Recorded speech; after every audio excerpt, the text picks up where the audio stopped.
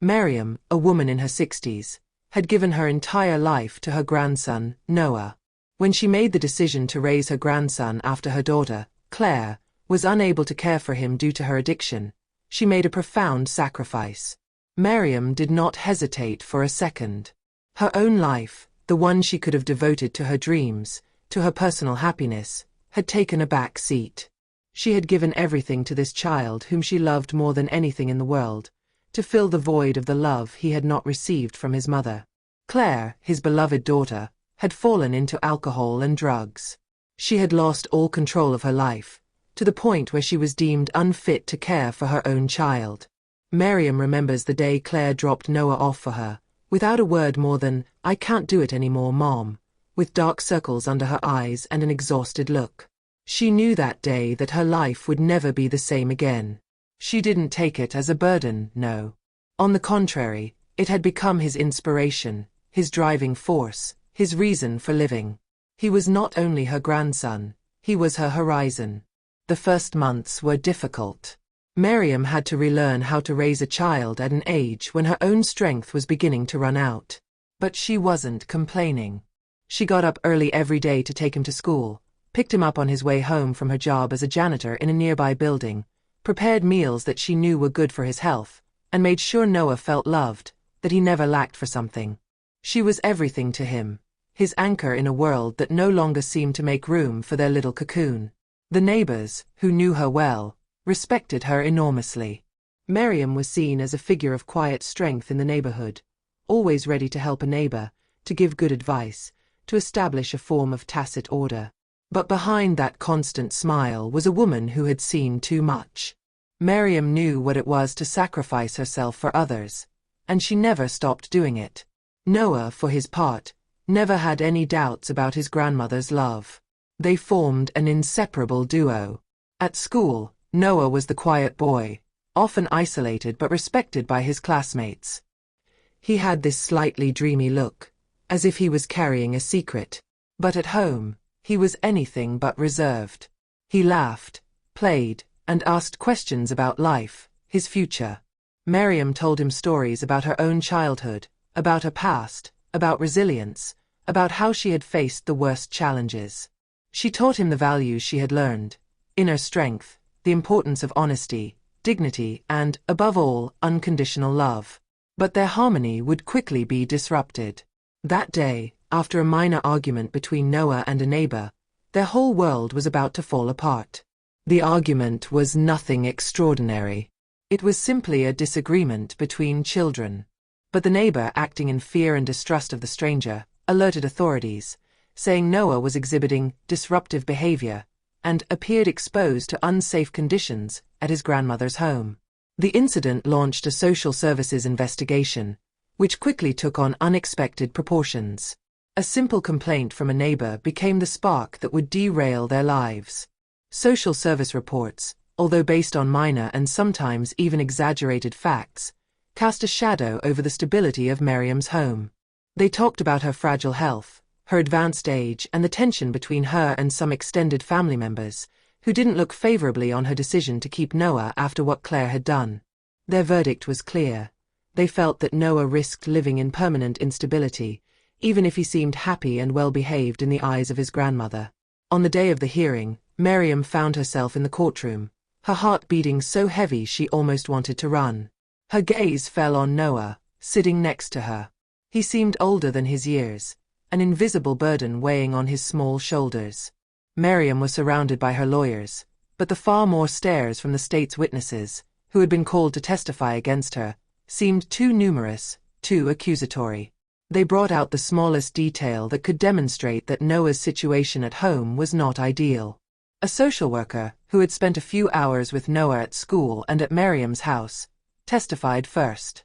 She described Noah as agitated, although he was never violent, but quite reserved and, according to her, affected by the absence of his biological parents. The social worker even went so far as to say that he seemed emotionally malnourished, insinuating that Miriam could not offer him the type of emotional support he needed due to his advanced age and health problems. She insisted on the fact that it was necessary to preserve the psychological balance of the child, even if, according to the words of Miriam's lawyers, This type of evaluation had never been proven on the ground. Miriam, although deeply shaken, did not give in. She kept her calm, fighting with all her strength, but the pressure from the audience was immense. Every question from the state's lawyers, every accusatory look, every word seemed like a personal attack. She had always fought for her family, for her dignity, but faced with a system that seemed to ignore human stories, the war seemed lost in advance. What came next, however, would change everything. When Noah was called to testify, the room froze. At just 9 years old, he had never faced such an overwhelming situation. Miriam turned to him and he smiled at her, shyly, to remind her that everything would be okay. But as he got up to go to the witness box, he was trembling. Noah, stepping timidly into the witness box, clenches his fists and looks at his grandmother. His eyes, usually full of curiosity and joy, are now filled with deep sadness. He remains silent for a long moment, as if the weight of what was to follow was unbearable for him. The silence in the room is heavy, almost suffocating. All eyes turn towards him, complete attention focused on this little being, whose words could change the course of his life. Then, in a small voice, he breaks the silence. "I want to stay with my grandmother." His words ring out in the room like a bell, surprising everyone present. He repeats, a little louder, with a new intensity in his eyes, "I want to stay with my grandmother." The judge, observing the little boy's courage, tries to understand. In a gentler tone, he asks him why he doesn't want to live with his mother or father. Noah takes a deep breath, his small hands trembling slightly. He looks at his grandmother one last time before responding in a trembling but determined voice, as if he had wanted to say these words for a long time, but couldn't find the strength. "My mom. She doesn't love me. She told me that she left me to my grandmother to take care of because she didn't want me. She told me that I would never be good enough for her. She left. She left when I was little, and my grandmother, she never gave up on me." The silence that follows is deafening. No noise, except the faint breathing of those present, breaks this moment. All eyes focus on Miriam, who, although trying to remain calm, feels a wave of pain rising in her throat. She bites her lip, her eyes cloudy with tears, but she doesn't let them fall. She knows Noah is fighting, and she can't give up on him now. The judge, visibly moved by the force of this testimony, lowers his head. He turns to the state's lawyers, unsure how to react to these new revelations. There is a thrill in the room, a change in the atmosphere, as if everyone were taking in the depth of what they had just heard. All eyes turn to the state's lawyers, and the prosecutor, in an attempt to direct the debate, speaks. After a moment of reflection, he requests permission to submit a new document to the file, a series of letters written by Claire, Noah's mother, which she had sent to Miriam in the past. These letters, which were previously private and undisclosed, add a new layer to the already complex story. The prosecutor places the letters on the table. "These documents, Your Honor," he said, "reveal an aspect of the situation that we could not ignore. These letters, written by the child's mother, show the reality of her suffering and her inability to care for her son." The room hangs on his words.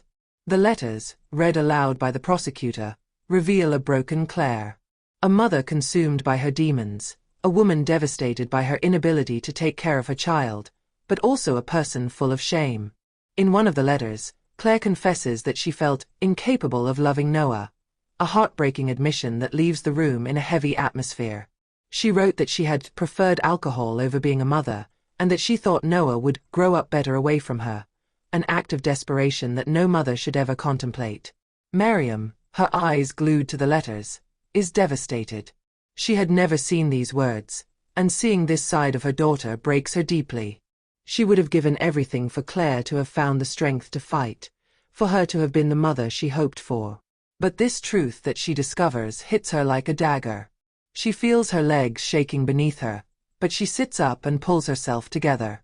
The state's lawyers insist that Miriam should have known about her daughter's neglect and that, even if she had acted lovingly for Noah, she should have done more to help Claire, to intervene before the situation became so dire. But Miriam, with a lump in her throat, categorically denies having ever seen these letters. She responds firmly, I have never seen these letters before today. All I did was protect my grandson. I loved him and cared for him as if he were my own child. The judge, after a moment of reflection, decides to suspend the session. The tumult in the room slowly calms down, the murmurs dissipating as everyone waits for what's next. He knows, deep down, that this matter goes far beyond simple legal facts. It touches on much deeper dimensions. Human nature, irreversible errors, misunderstandings, invisible fractures in a family, and above all buried secrets which, when revealed, cause a shock wave. These issues are much more complex than the simple right to custody of a child. The judge gets up from his seat and announces that he wants to speak to Noah in private, away from the eyes of adults. It seems to him that only a sincere conversation, without external pressure, will be able to offer him a more accurate understanding of the child's true well-being. One of the lawyers stands up to express hesitation, but the judge, with a gesture of his hand, indicates that his decision has been made. He wants to have an exclusive interview with Noah, one-on-one. The doors to the room open, and the tension in the air eases as the child is escorted out of the room, taken to an adjacent room, shielded from the adult's gaze. In the intimacy of this moment, little Noah's eyes, although so young, reveal a precocious wisdom forged in pain. The judge sits opposite him, his gaze kind, his tone gentle but firm. "Noah," he begins softly, "you can talk to me freely. Tell me what you feel, what you really want." The boy remains silent for a moment, his little hands fidgeting on his knees, his head bowed. Then suddenly, a truth that he carried alone for years emerges. With a trembling voice, but full of the gravity that comes with old wounds, Noah whispers, "I saw my mom once, after she left me with Grandma. I was older. She didn't even recognize me." Noah's words seem to hang in the air, heavy with pain.